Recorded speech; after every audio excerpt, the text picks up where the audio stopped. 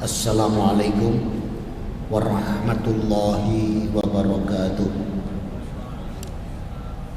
Innal hamdalillah nahmaduhu wa nasta'inuhu wa nastaghfiruh wa na'udzu billahi min shururi anfusina wa min sayyiati a'malina may yahdihillahu fala mudilla lahu wa may yudlil fala hadiya lahu. Asyhadu an la ilaha illallah wahdahu la syarika lahu wa asyhadu anna Muhammadan abduhu wa rasuluh la nabiyya ba'da. Sallallahu alaihi wa ala alihi wa ashabihi wa man tabi'ahum bi ihsanin ila yaumiddin wa salama tasliman katsira.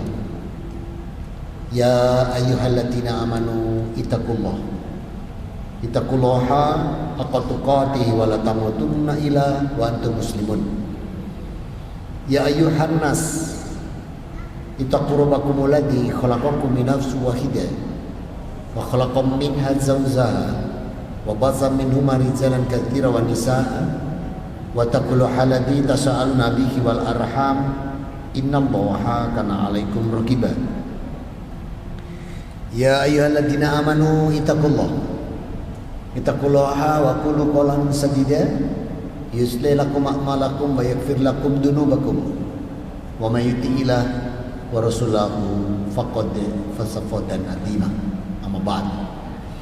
Yang saya hormati, yang dirahmati Allah, yang dijamin oleh Allah langkah kakinya dari tempat tinggal sampai ke Masjid Al-Falah, dijamin pula duduknya di majlis yang mulia.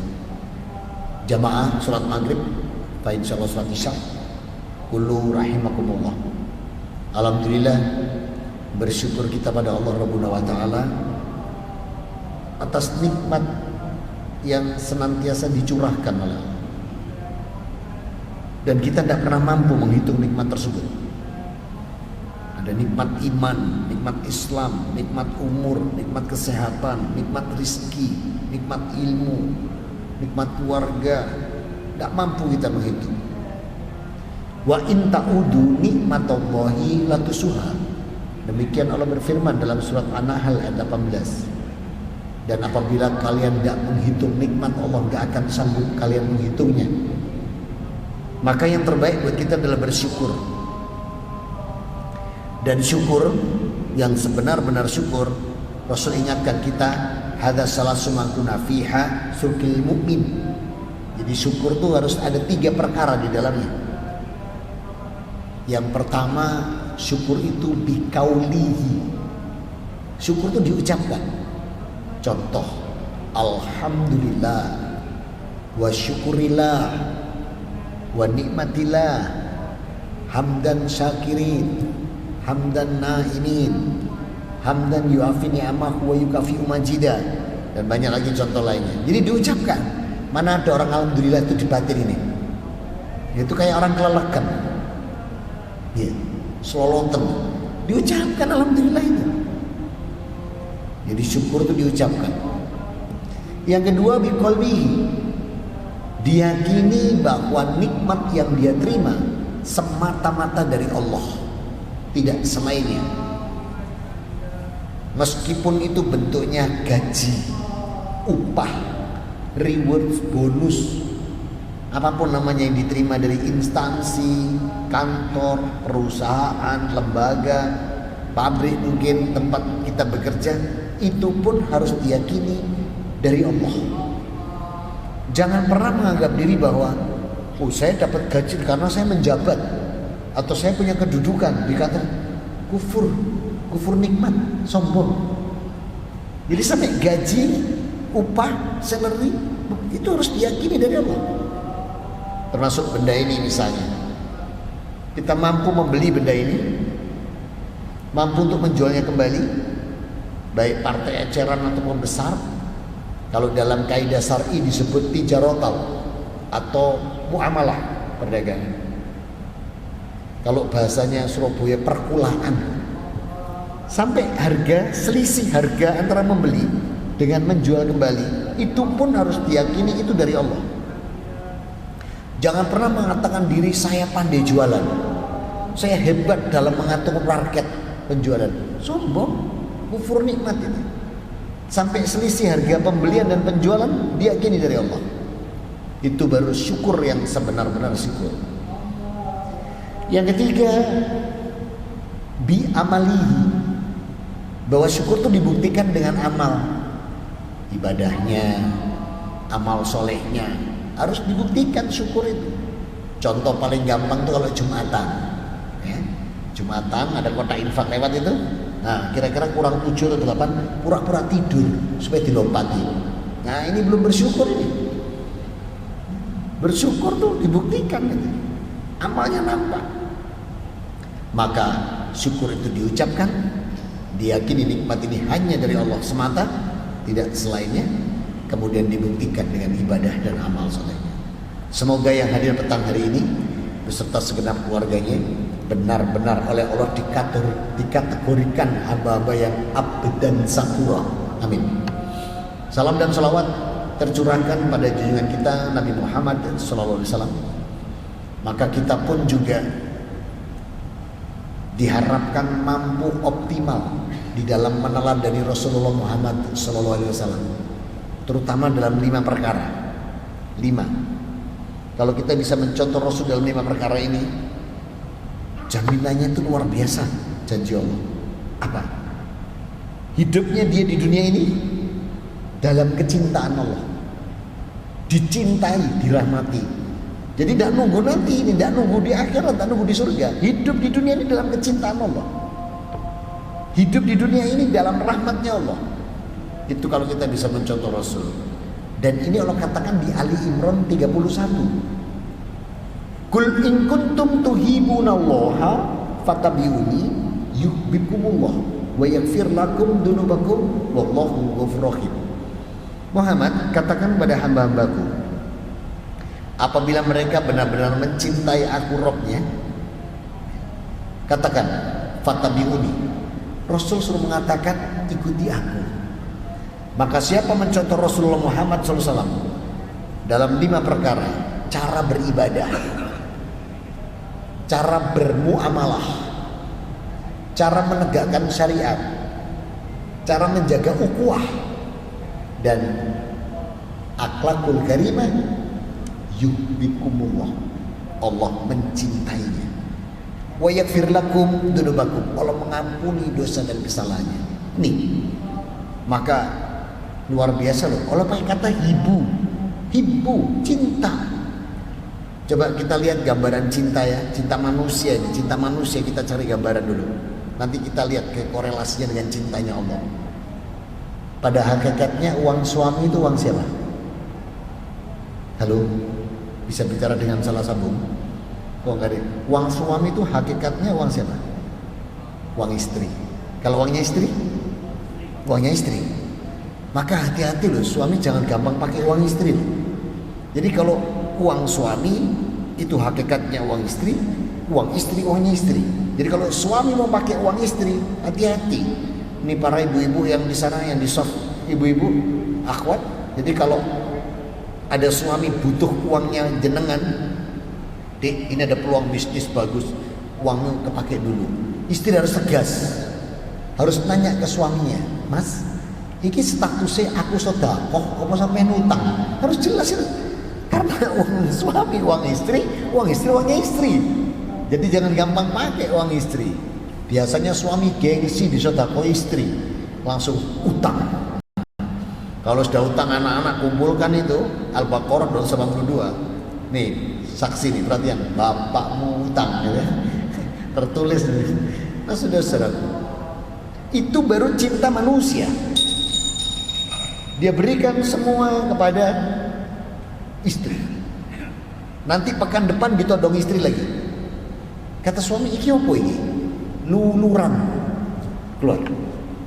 Pekan depan todong lagi. Apa ini? Facial keluar. Pekan depan skincare keluar. Bayangin, ini baru cinta manusia. Baru cinta manusia. Apalagi kalau yang cinta Allah, nggak usah minta, belum minta diberi. Dan janji Allah hak diletakkan di surat 65 ayat yang ketiga. Wa yarzuqhu min haitsu la yahtasib wa may yatawakkal 'ala Allah fahuwa hasbuh. Ini janji Allah. Kalau sudah Allah yang cinta, kita itu diberi rezeki dari arah yang tidak pernah diduga, yang tidak pernah disangka. Kemudian Allah bilang apa? Semua kebutuhan aku yang mencukupi. Gak usah minta, udah. Kebutuhan kita dicukupi semua. Itu kalau sudah Allah mengeluarkan cintanya. Dan ini bisa kita rebut manakala kita mencontoh Rasul Muhammad SAW, terutama dalam urusan ibadah. 4 hari yang lalu saya ketemu teman lama. Gimana kabar? Baik. Sholat yuk. Saya ajak sholat. Nah kok tanya, sholat apa? Maghrib. Berapa rakaat? Aneh-aneh pertanyaan. Ya telu. Oh belum ada perubahan. Lu gak ada berubah. Ya wis, budal wis tahu. Nah untuk bilang dari dijak sholat kok malah tanya pirang rakaat. Saya jawab 3. So aneh-aneh sih. Gak ada perubahan. Oh guru mana perubahan? Wis tahu aku. Wis budal dijak gitu. Dan diweti. Nah, maka mencontoh Rasul Muhammad SAW, yuhibbukumullah, dicintai Allah, dirahmati Allah, wa yaghfir lakum dzunubakum, dosa dan kesalahannya dihapus, bertemu Allah. Nah, saudara-saudaraku, semoga yang hadir petang hari ini beserta segenap keluarganya mampu optimal dalam meneladani Rasulullah sehingga dijadikan Allah mencapai derajat hamba yang muttaqin, husnul khotimah dan ahlul jannah. Amin, Allahumma amin. Ini baru muqaddimah. Tema kita tadi menjaga fitrah. Seringnya kalau kita lihat di dalam acara halal bihalal atau apa, judul temanya itu kembali suci. Kenapa ada kata kembali suci? Kita harusnya bersyukur. Kenapa? Kita diberi kesempatan Ramadan. Dan syukurnya, hikmah syukur dalam Islam ini berbeda dengan syukur umat lain. Mohon maaf, karena saya pernah menjadi umat lain sebelum saya masuk Islam. Perhatikan ketika Rasulullah Muhammad Sallallahu Alaihi Wasallam diberi kemenangan Allah dalam Fathu Makkah, dibukukan Allah di surat An-Nasr, surat ke-110. Ada 3 ayat di sana. Idza jaa nasrullahi wal fath wa ra'aitan nasa yadkhuluna fid dinillahi afwaja fasabbih bihamdi rabbika wastaghfir innahu kana tawwaba.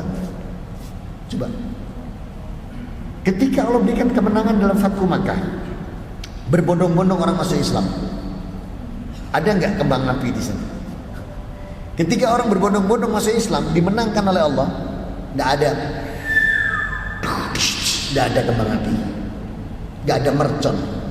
Enggak ada buka side pin. Wah, pesta enggak ada. Yang ada apa? Fasabbih bihamdi rabbika wastaghfir. Ini loh syukurnya umat Islam, dibedakan sama Allah. Ketika dia bersyukur, dia bertasbih, dia memuji Allah. Makanya kemarin ketika kita lepas Ramadan, begitu lepas Ramadan, dalam surat Al-Baqarah ayat 185 Allah perintahkan, walitukabbirullaha ala ma hadakum wa la'allakum tashkurun. Maka setelah engkau selesaikan bilangan Ramadan itu, hendaklah engkau mengagungkan aku, kata Allah. Walitukabirullah, mengagungkan Allah, ala ma hadakum wa la'allakum tashkurun, dengan apa yang sudah Allah berikan selama Ramadan untuk kita, hidayah, inayah, bimbingan, madrasah, semua kita suruh takbir, tasbih, tahlil, tahmid. Tuh kan, kita disuruh tasbih, tahlil, tahmid. Ini, maka itulah syukur orang Islam. Bertakbir, Allahu Akbar, Allahu Akbar, la ilaha illallah, Allahu Akbar walillahil hamd. Itu kan. Ada yang nanya Pak kemarin, ada yang 2, Allahu Akbar, Allahu Akbar, la ilaha illallah, Allahu Akbar. Ada yang 3, Allahu Akbar, Allahu Akbar, Allahu Akbar. Yang benar yang mana? Saya bilang, nih riwayat hadisnya. Pernah sahabat ada yang 3, gak ada teguran, ada 2, Rasul 2. Oh jadi sama, iya 2 dan 3 silakan. Yang penting tidak 4 takbir. Sebab kalau 4 takbir itu sholat jenazah. Ya. Nah jadi 2 atau 3. Nah, disinilah kita bertakbir, tasbih, tahlil, tahmid. Ini apa wujudnya? Deklarasi.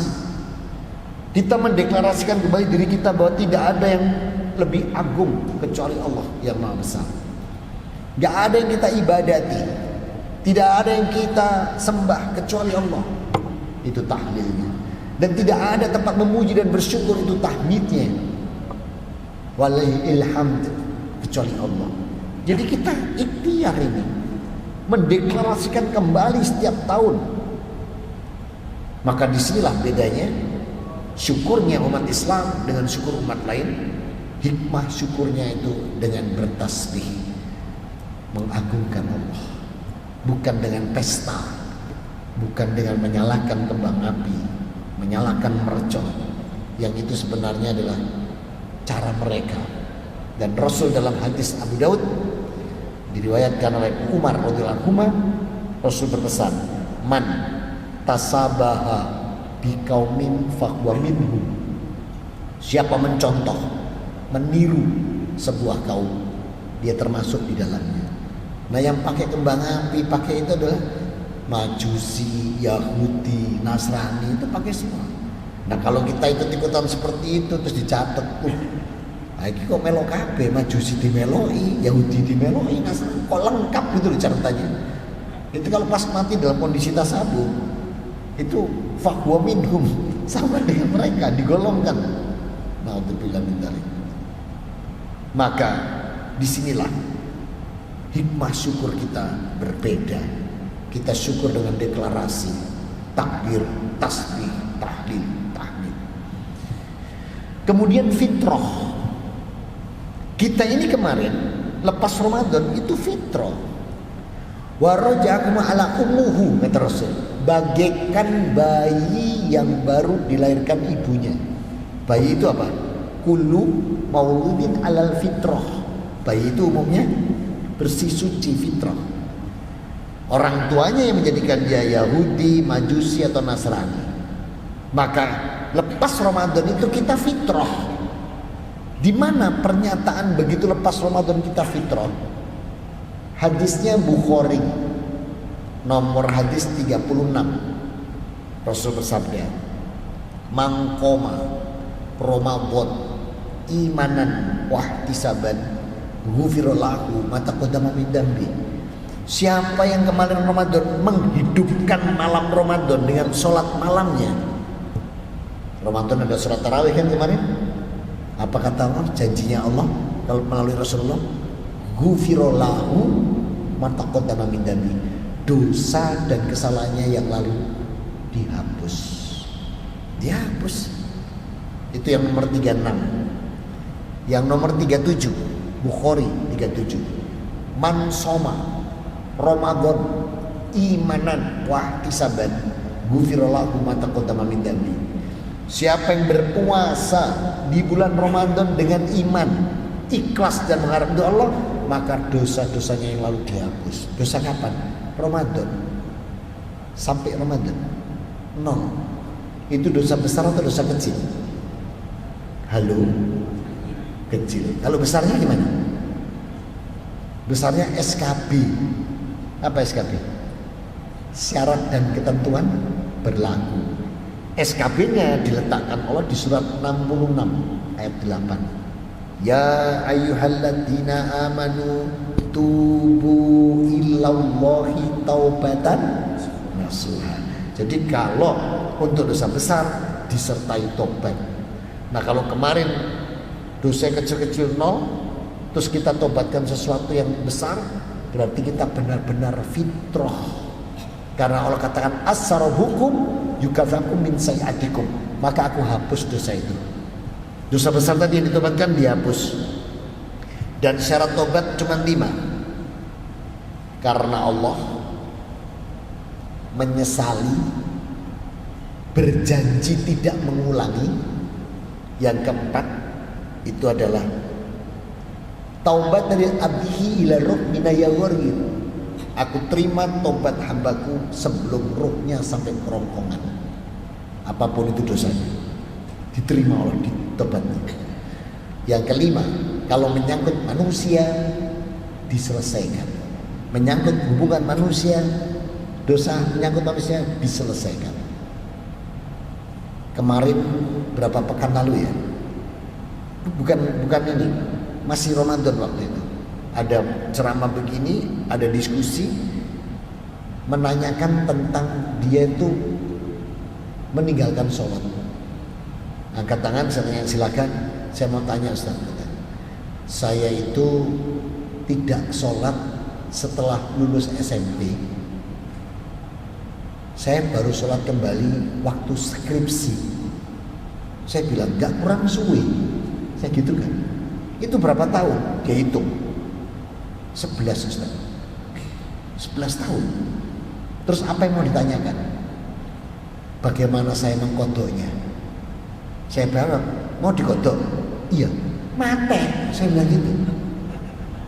Kan dia nanya mau ngodok. Saya bilang mate. Loh, kenapa mate? Tahu mate? Mati. Satu hari berapa rakaat? Tidak usah ngomong sunnah, ngomong fardu.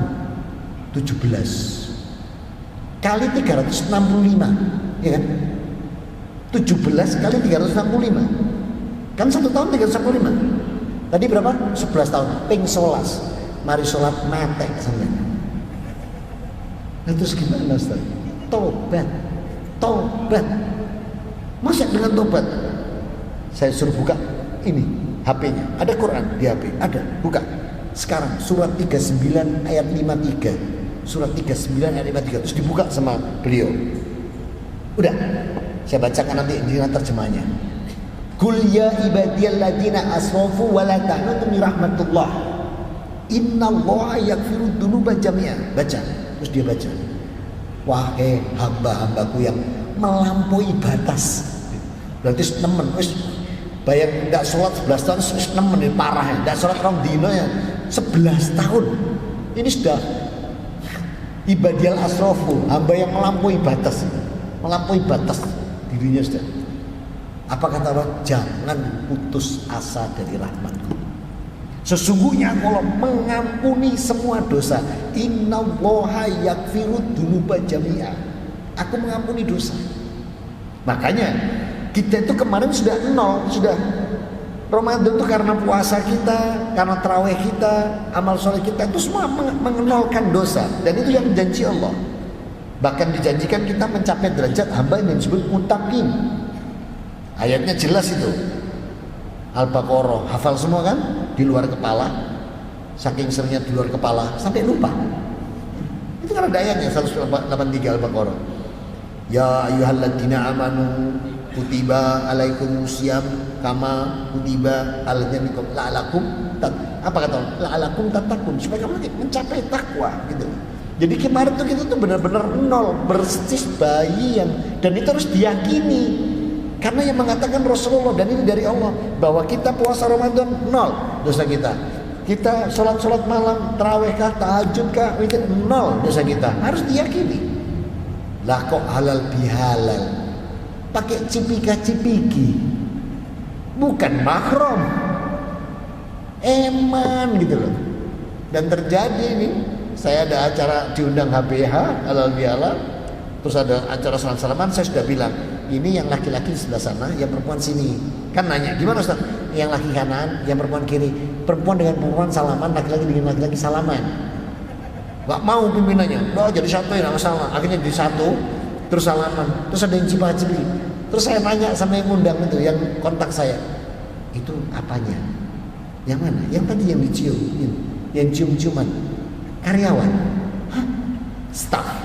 Itu apanya? Keponakannya atau bukan siapa-siapa? Astagfirullah.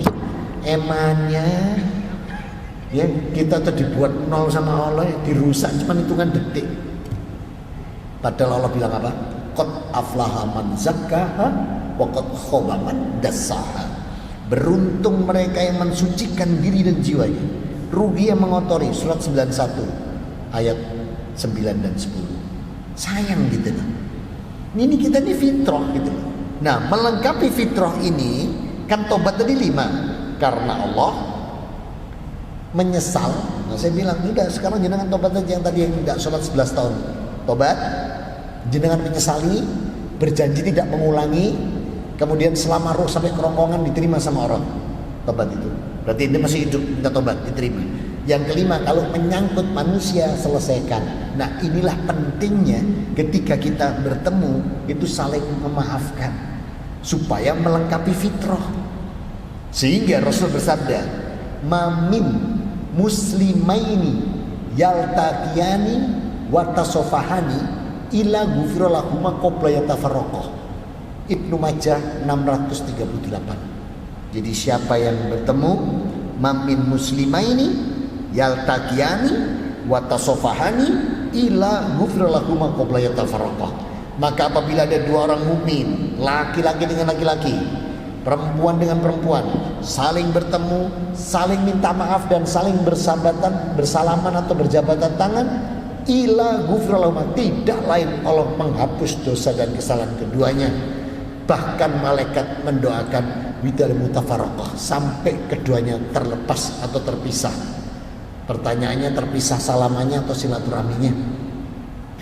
Kalau malaikat tadi loh mendoakannya itu saat salaman sampai terlepas atau terlepas silaturahminya? Terlepas silaturahminya, bukan di salamannya. Kalau terlepas di salamannya lah salaman terus aja, jadi doa no malaikat. Masuk masjid gandengan, bingung tak beri ke LGBT, tayo apa anak gandengan itu kan. Jadi malaikat itu mendoakan sampai silaturahmi hari itu mereka terpisahkan baru selesai doa. Luar biasa. Maka melengkapi fitrah kita dari yang sudah kita disucikan oleh puasa kita, disucikan oleh sholat malam kita, disucikan juga dengan harta-harta yang kita keluarkan kemarin di bulan Ramadan. Maka lengkapilah dengan mamin muslimaini yaltaqiyani wa tasofahani ila ghufira lahuma qabla yatafarraqah. Maka lengkapilah dengan saling bersalaman, saling meminta maaf, supaya kefitrahan kita lengkap karena yang menyangkut manusia terselesaikan. Yang keempat, kemarin waktu Ramadan luar biasa kan, kita mampu apa-apa berjamaah, ya, sholat berjamaah, tarawih berjamaah, semua berjamaah. Masjid itu langkahnya tidak pernah ketinggalan. Tapi selepas Ramadan, kenapa susah gitu loh, suruh bersama-sama ya, sholat itu wis banyak sendiri-sendiri ya. Ya mungkin karena mudik faktor dan sayang. Kita ini ahlus sunnah wal jamaah, bukan ahlus sunnah wal ijena. Gitu. Kita ini ahlus sunnah wal jamaah, bukan ahlus sunnah wal ijena. Maka berjamaah. Dan kalau sudah niat berjamaah, ikuti imam. Karena Rasul bersabda, ju'ilat imam liutamami, fa idza kabara fa kabir, fa idza qara fa ansib. Ida imam qalu maghdubi alaihi walaqolin faqulu amin. Ida imam qalu sami Allahu liman hamidah faqulu rabbana lakal hamd. Wa man ida qalu tatma'u malaikati sama ghufirallahu ma taqaddama min dambi. Tuh coba. Maka siapa yang sholat berjamaah itu dapat jaminan ampunan dosa. Ghufirallahu ma taqaddama min dambi. Kalau imam sudah mengatakan ghairil maghdubi alaihim walaqolin, jawab amin. Jadi kalau ghairil maghdubi jangan diam aja. Kata malaikat, jawaban bro, jawab amin. Kalau nanti sudah rukuk ke i'tidal, sami Allah liman hamidah, jawab rabbana lakal hamd. Ya enggak usah panter-panter kayak di Saudi, rabbana walakal hamd, ya enggak usah. Apalagi perempuan, bojone sapa rek boro-boro. Secukupnya, tapi muni. Salat itu bunyi, karena salat itu ada rukun kauli. Jadi ada rukun ucapan. Kalau jenengan mingkem tok, ndak muni belas. Jangan salah, nanti kalau ditanya malaikat sama Allah, ngapain fulan? Senam. Oh, sholat itu ada suaranya. Paling tidak, nah gitu. Gak meneng kemeng, hukum sujud, nanti dikira senam. Nah, saudara-saudara, ada rukun qauli, ada rukun fi'li gerakan, ada rukun qalbi kekhusyuan. Maka disinilah, kalau sudah imam, ikuti. Ramadan kemarin saya dapat undangan sholat subuh, ceramah. Ketua takmirnya minta saya untuk imam. Ngomong gini, Ustaz nanti tolong imam. Saya ini mau nanya, di sini kebiasaannya kunut atau enggak? Belum nanya saya, baru tolong nanti imam. Saya belum nanya, yang belakang ini, ojo, gitu kan. Saya dengar kuping saya. Terus yang nyuruh tanya, apa? Gitu.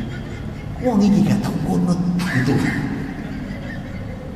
Saya dengar, ya udah, iqomah. Begitu iqomah, saya tawarkan ke imam rawatib. Tafadhol, kalau antum mau imami. Udah, jangan aja Ustaz. Akhirnya saya akhirnya rakaat kedua. Setelah rukuk, tidak. Saya langsung gini, Allahumma hdina fiman hadait, wa afina fiman afait, wa tawallana fiman tawallait, wa barik lana fima atait, wa qina bi rahmatika syarra ma. Saya baca. Selesai salam, tidak ngomong. Ibadah iso kunut wong itu. Kan Rasul sudah bilang tadi, ju'ilat imam yu'tamam bi, ikuti imam sudah. Kita nggak pernah kunut, dapat imam kunut, apa susahnya ngangkat tangan? Daripada sampean berdiri meneng terus mikir, kok enak mangan apa ya, rawon, soto, malah rusak. Sudah kan kita udah niat berjamaah. Dapat imam kunut, angkat sudah, aminkan. Yang biasa kunut, dapat imam nggak pakai kunut. Begitu sudah, tidak langsung sujud, tidak usah sudah. Sampean sudah niat bermakmum. Kita ini ahlus sunnah wal jamaah, bukan ahlus sunnah wal ijenan karpe dewi, itu bukan. Ditoto sama Rasul itu. Ikuti imam gitu lah. Maka imam kunut lah kita. Imam tidak kunut tidak usah ngomel. Kemarin berapa bulan yang lalu saya bawa jamaah ke Saudi. Yang sama jenengan atau yang bukan ya waktu itu? Yang bukan ya, yang tidak mau ke masjid itu loh. Bukan sama ini ya. Sama beliau itu terakhir tuh tahun kemarin. Nah, yang tahun ini, yang beberapa bulan sebelum Ramadan itu saya ngawal juga ke sana. Itu ada yang nggak mau ke masjid. Satu keluarga lagi. Saya nggak tahu tadinya. Sudah lengkap, ayo berangkat. Satu bilang, Ustaz, ada yang nggak mau ke masjid. Siapa? Tapi subuh, duhur ya, subuh. Terus masa? Iya Ustaz, nggak pernah coba saya datangi. Kenapa aku nggak mau? Nggak, ternyata Mekah Muhammadiyah. Saya nggak ada kunutnya sih. Astagfirullah, ini gila, dilasno maneh akhirnya. Jadi akhirnya saya terpaksa menjelaskan. Gini loh ya, saya jelaskan. Bab kunut sama nggak kunut ini, saya jelaskan akhirnya. Rasulullah itu semua rakaat akhir sholat kunut. Subuh, duhur, asar, maghrib, isya. Baca itu kalau kitab sirah. Baca baik-baik. Kunut semuanya. Ali Imran 129 sampai 132 diturunkan Allah, Rasul berhenti kunut. Rasul hanya berkunut di saat peperangan, ataupun Rasul berkunut di saat Ramadan di sholat sunnah 10 hari terakhir. Dan keadaan genting baru kunut, selebihnya enggak. Berarti yang kunut subuh itu nyuntur Rasul sebelum Ali Imran, yang enggak kunut mencontoh Rasul sebelum Ali Imran, setelah Ali Imran. Lu tanya, tolong yang diterima Allah yang mana? Yang kunut atau tidak kunut? Tolong dengan jujur Ustaz. Waduh, saya jawab jujur ya, tapi tidak boleh tersinggung, tidak boleh marah. Ya, tidak mau ngomong langsung lagi tidak masalah. Mana yang diterima? Yang kunut atau tidak kunut? Saya bilang demi Allah, yang tidak diterima itu yang tidak sholat subuh. Langsung untuk mandu. Oh iya. Saya bilang, Rasul itu bilang, imam panutan, imam kunut sampai angkat, mau sampai makmum. Imam tidak pakai kunut, jenengan biasa kunut, tidak usah ngomel. Kayak sampai nih terus gak dateng, gak bener ini. Ayo berangkat. Oh gitu ya Ustaz ya. Saya pikir Muhammadiyah, astagfirullah. Gak sampai apa? Saya Nahdlatul Ulama. Allah Akbar. Ayo berangkat. Akhirnya berangkat. Wow, semangat. Ini 2 hari nggak mau kalau subuh. Gara-gara ini hari pertama gak kunut jadi. Wah, dewe ngono. Saya keluarga diberitahu saya sama yang tiket ruangan kamarnya. Akhirnya saya ajak memberikan penjelasan. Jadi kita tuh perbedaan itu harus disikapi dengan surat 49 ayat 10. Coba dibuka surat 49 ayat 10. Jadi kalau ada perbedaan itu harus pakai pesannya Allah. Apa perintah Allah? Innamal mu'mina ikhwatun fa aslihu baina akhwaikum wattaqullaha la'allakum turhamun. Setiap mukmin itu saudara. Maka kalau ada yang berselisih, itu harus tetap dipersatukan dalam silaturahmi. Ini penting. Bertakwa kepada Allah jauh lebih penting daripada ngurusi perbedaan. Maka kalau memang sudah berbeda ya sudah, nggak mungkin nggak berbeda. Apalagi di negeri kita ini. Ada yang berangkatnya Senin kemarin, ada yang berangkat Selasa, gitu. Terus nanyanya masalah Lailatul Qadar. Bagaimana menentukan ganjil genapnya? Karena ada yang berangkat Senin, ada yang berangkat Selasa. Sedangkan Rasul mengatakan taharo asra yaumil akhir Ramadan fi lailatul witr. Carilah itu di 10 hari terakhir di bulan Ramadan di malam ganjil. Terus saya bilang bersyukurlah Indonesia. Kenapa sih? 10 hari terakhir khusus Indonesia ganjil kabeh. Saya bilang gitu. Kok bisa? Nih, kalau yang berangkat Senin hari ini malam 21, besok yang berangkat Selasa malam berapa? 21. Lusa yang berangkat Senin malam berapa? 23. Yang berangkat Selasa besoknya lagi 23. Kita ganjil kabeh. Dan malam Qadar itu tidak satu malam, Pak. Kalau malam Qadar cuma satu malam, nih, bumi itu bundar seperti bola. Bumi itu berputar dengan 3 poros putaran. Putaran poros bumi dasar, putaran dengan eliminasi matahari, dan putaran dengan galaksi. Ini Allah yang menetapkan. Lailatul Qadar berdasarkan surat 97 ayat 45. Tanazzalul malaikatu waruhu fiha bi'izni rabbihim min kulli am. Salamun hiya hatta matolahil fajar. Jadi malam Qadar itu ba'da asar, gelincir asar lepas mau maghrib itu sudah dipancarkan Qadar ini. Itu sampai fajar. Sampai fajar. Dan ini 10 hari. Kalau cuma 1 hari, 1 jam, 1 titik, nih, pas muter, ini malam Qadar. Pas berhenti tek di sini turunkan, ini ternyata gunung Himalaya. Berarti Indonesia nih sore ini awan, bro, gak itu lain alam ini. Terus yang dapat Qadar karena gunung Himalaya, maka yang dapat Yeti manusia salju. Iku sing oleh. Terus arek Al-Falah muni ngene, ya apa karepe Allah? Aku bendino poso, bendino traweh dikekno Yeti manusia salju. Enggak, malam Qadar itu 10 hari. Cuman karena perputaran tadi, poros, eliminasi bumi dan galaksi, gantian yang mendapat. Itu loh. Kapan? 10 hari terakhir. Itu pun juga bisa dihitung kalau mau dihitung. Misalnya, kira-kira di Tokyo, beli tiket ke Tokyo, jebule Berlin sih itu, malah telisipan. Dihitung mana Moskow, beli tiket Moskow, London sih, malah telisipan. Wes istiqomah 10 hari terakhir itu pasti dapat. Dan malam Qadar itu dari ba'da asar sampai fajar. Bukan ditunggu yang jam 1 malam atau jam 12 terus ditunggu di masjid. Loh, kalau yang jam 12 jam 1 nunggu itu nomor tombokan di jalan jagalan. Iku dinteni no jam 12 sampai jam 1 metu. Malam Qadar ini bukan undian.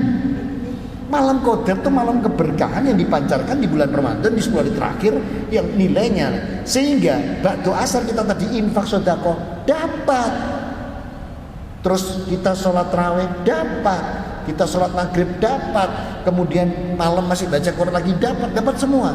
Kecuali ada orang Islam ba'da asar itu turu tok gak tangi sampai fajar. Nah itu baru catatannya tidur 83 tahun. Kata kok gak ono sih, mesti ada amalannya. Nah jadi tidak mungkin kita tidak mendapat Qadar. Semua itu mendapatkan, cuman kadarnya berbeda-beda. Tergantung ini ditinggal turu, ditinggal baca Quran, banyak amalnya itu, tapi pasti mendapat gitu. Sehingga nggak usah bingung. Memang Indonesia kalau berangkatnya 1 Senin, 1 Selasa, biasanya riyoyane bareng. Jenengan titeni, apa titeni bahasa Indonesianya? Perhatikan, kalau di Indonesia ini puasanya berangkatnya berbeda, hari rayanya bareng. Tapi nek berangkatnya bareng, enggak lihat riyoyane lah berbeda. Ada yang lebih dulu sehari, ada yang akhir. Itu negeri Wakanda, Indonesia. Akan begitu itu. Nek berangkatnya beda, pulangnya bareng. Nek berangkatnya bareng, mulia beda. Itu dari saya kecil saya lihat begitu. Padahal belum Islam waktu saya. Nah saudara-saudaraku, maka ayo dengan kajian petang hari tadi, dengan berbagai hikmah yang kita, ayo dijaga baik-baik ukhuwah, dijaga baik fitrah, hubungan baik dengan manusia, sehingga kita mencapai derajat hamba yang muttaqin, husnul khotimah, dan ahlul jannah. Amin. Allahumma amin. Masih ada waktu? Tinggal 4 menit. Saya tawarkan kalau dia mau didiskusikan atau ditanyakan, ada waktu 4 menit. Atau dia mau nambah materi, silakan duduk sini. Saya tak ganti duduk bawah pun. Ada nggak yang mau ditanyakan? Ada 4 menit nih. Di luar tema boleh. Nggak ada. Cukup. Sudah. Alhamdulillah. Mudah-mudahan Allah senantiasa memberikan kita semua hidayah, inayah, bimbingan, pertolongan, sehingga setiap fardu kita, setiap sunnah kita, amal soleh kita dibimbing Allah di atas Quran, sunnah dan ijma' ulama yang diridhoi Allah, sehingga seluruh amalan kita dijadikan Allah amalan yang soleh, solihah, makbulah, wa mutaqabbalah. Amin. Allahumma amin. Aku qouli hada. Subhanakallahumma wa bihamdika asyhadu an la ilaha illa anta astaghfiruka wa atubu ilaik. Alhamdulillahirabbil alamin wa minkum. Wassalamualaikum warahmatullahi wabarakatuh.